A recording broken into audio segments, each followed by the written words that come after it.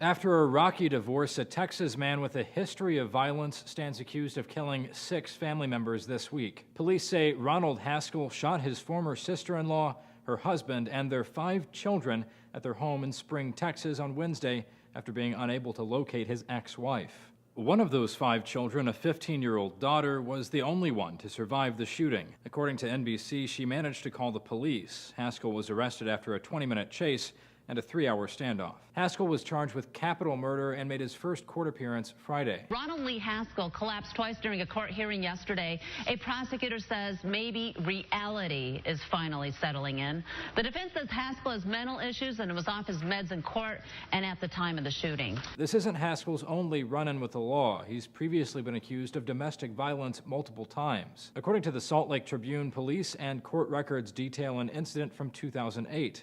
Haskell was accused of dragging his ex-wife by her hair after hitting her in the head. The incident allegedly occurred in front of their children, and Haskell was arrested but eventually garnered a plea deal for assault, not domestic assault. Haskell's ex-wife also filed for a protective order last year, but the protective order was later converted into a mutual restraining order.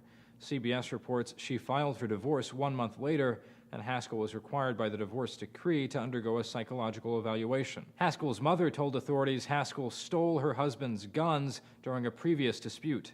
The firearms were later confiscated by police. Which brings a writer for Slate to ask, with such a troubling past, how was the man able to obtain a gun in the first place? According to Slate, since the 2008 incident with his wife was a simple assault plea and the protective order became a mutual restraining order, Haskell was still legally allowed to buy a firearm. It's not clear whether he bought or stole the gun the police say he used in this week's killings. Haskell is currently being held without bond. For Newsy, I'm Zach Toombs.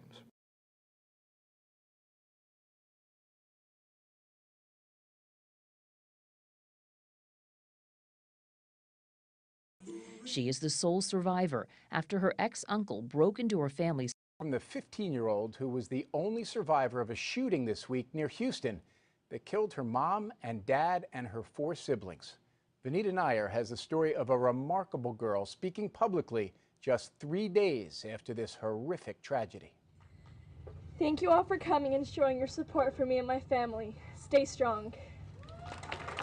15-year-old Cassidy Stay suffered a skull fracture and lost part of a finger trying to protect herself from being shot.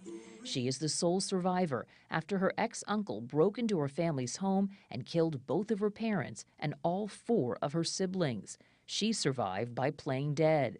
Today, she spoke for the first time since being released from the hospital, quoting Harry Potter. Happiness can be found even in the darkest of times, if one only remembers to turn on the light.